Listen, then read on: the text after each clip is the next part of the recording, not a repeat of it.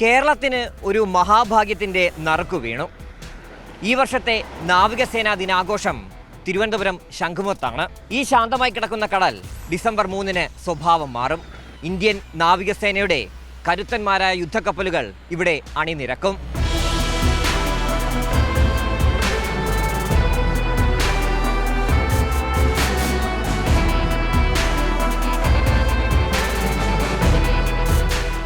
ഡൽഹിയിൽ നടന്നുവന്ന നാവികസേനാ ദിനാഘോഷം കഴിഞ്ഞ 2 വർഷമായി മറ്റ് സംസ്ഥാനങ്ങളിലാണ് നടക്കുന്നത്. കേരളം വേദിയാക്കാൻ ആലോചിച്ചപ്പോഴേ സംസ്ഥാന സർക്കാർ ഇരുകൈയും നീട്ടി സ്വീകരിച്ചു.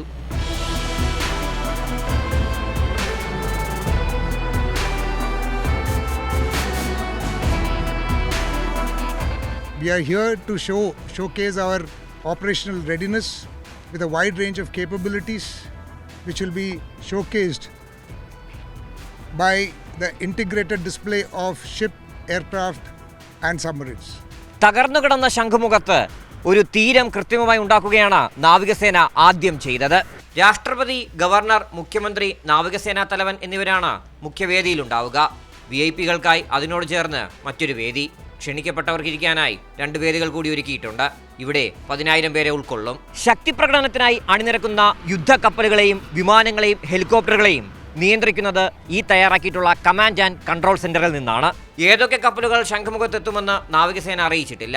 കൊച്ചിയിൽ നിർമ്മിച്ച ഇന്ത്യയുടെ ആദ്യ തദ്ദേശീയ വിമാനവാഹിനി കപ്പൽ INS വിക്രാന്ത് അടക്കം വരുമോ എന്ന ആകാംക്ഷയിലാണ് മലയാളികൾ. RB Sanu, media 1, Thiruvananthapuram.